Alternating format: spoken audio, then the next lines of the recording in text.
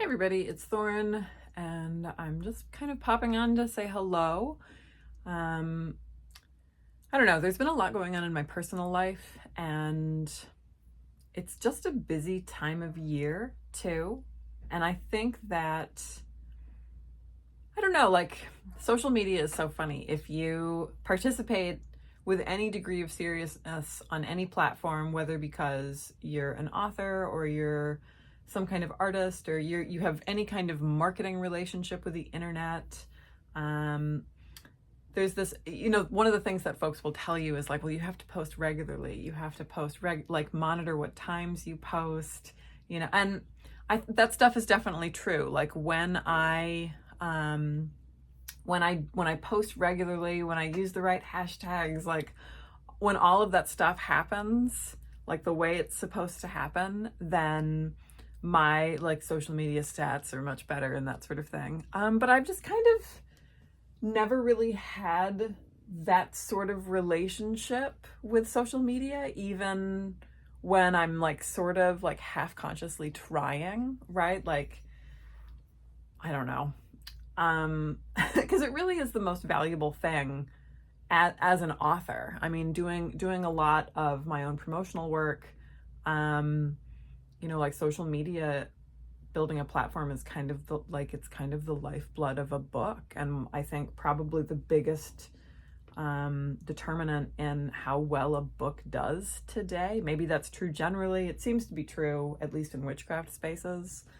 And I've got, kind of an uncomfortable relationship with that. I'm sure we all do. All right. Because, I started this YouTube channel 10, 11 years ago in the age of like on the tail end of LiveJournal, where people were just kind of like getting digital cameras for the first time and getting smartphones for the first time, and having the capacity to make video. And YouTube was this really cool platform. It actually looked a lot like MySpace in the early days, where you could like customize things and people would just vlog. Like people would post, I often get criticized for being rambly on my YouTube channel, and it's because I am rambly. It's because like this was essentially what we all did after LiveJournal. We just got here and rambled about our weird, like puny lives, and we loved each other for it. And 10, 11 years later, some of us are publishing books about whatever it is that we were rambling about.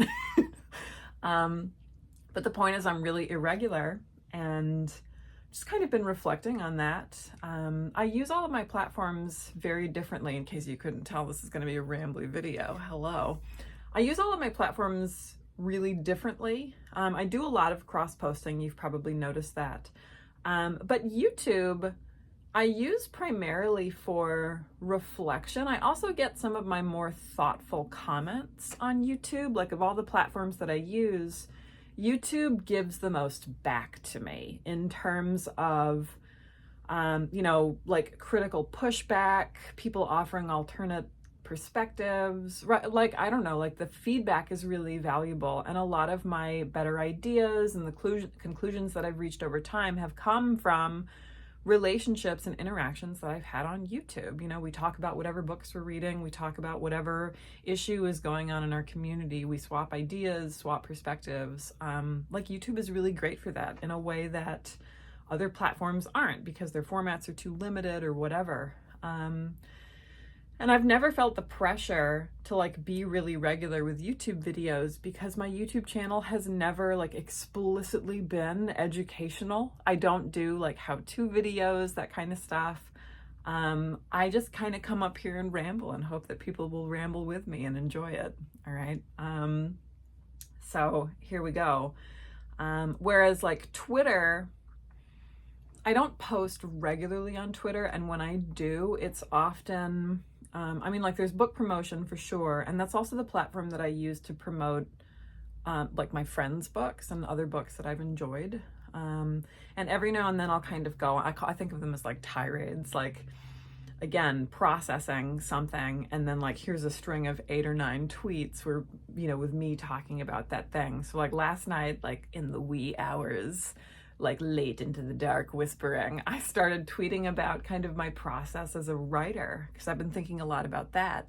When you finish a book, so I don't think people realize how much time goes into one book. I mean, you spend a year or more writing it, and then there's a year or more of production, and then if there happens to be a global pandemic and a supply chain shortage, you know, thrown in there, like the whole process from like conception to release could be 2-3 years. And like that's so much energy. And then there's this pressure to like immediately jump to the next project. And I've really consciously had to be like, nope, not doing that. So anyway, I turned to Twitter, right? And I sort of like take the words spewing in my head and I spew them outwards at people and hope that it's useful, or at least like, again, kind of get that feedback that helps me think about things differently. Instagram is primarily about book promotion. Like Instagram seems to be the best platform for that. And you know, like sometimes I just get bored talking about my own book or my own books. So I don't necessarily feel like doing that. And I know I should, but I just, you know, whatever. I also just got on TikTok about a month ago, and I'm really enjoying it. Like I'm really enjoying TikTok as an outlet for humor, like as far as what I consume. I follow hardly any like witchcraft accounts. I have a lot of like cute cats, right? And like funny grad school things. Lots of accounts about like personal finance or pop culture or whatever. And I just really appreciate like the TikTok format is so easy compared to Instagram and YouTube. It takes so much less time and there's so many more options as far as what you can do that, I don't know, it's easy to sort of like have a spontaneous idea, run with it and be done in 10 minutes. And that's been a whole lot of fun. So if you're on TikTok, I'm Thorn the Witch there, which is my handle almost everywhere. And I do post like, you know, educational witchcraft stuff. But I also just like shit post, you know, because it's fun. And I don't know, like I had tried TikTok like very early on, you know, like last year or the year before, whenever it was that it was kind of entering the collective zeitgeist, like on the internet, particularly with people complaining about it.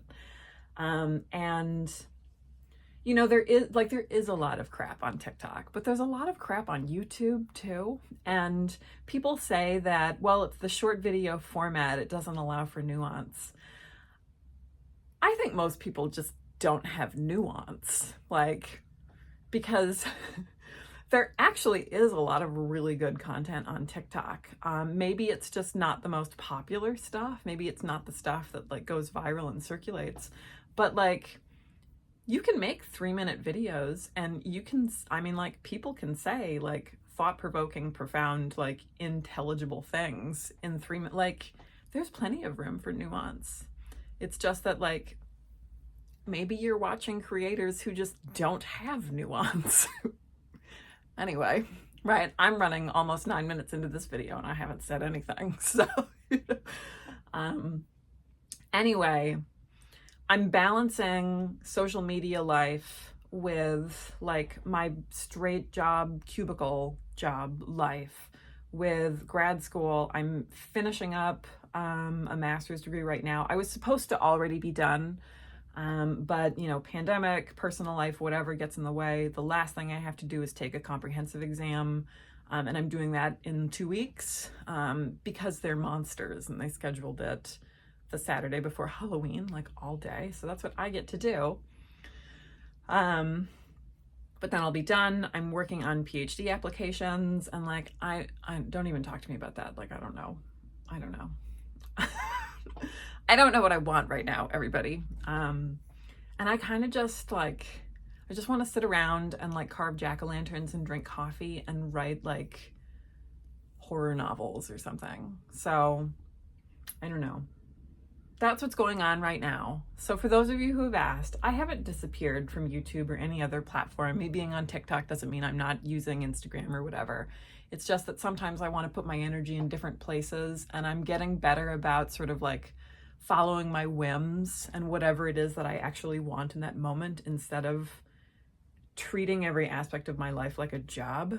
You know, like I was never a content creator. I was always just like I said, it's like visual live journal, like rambling about my life on the internet. And that's the best thing about the internet to me.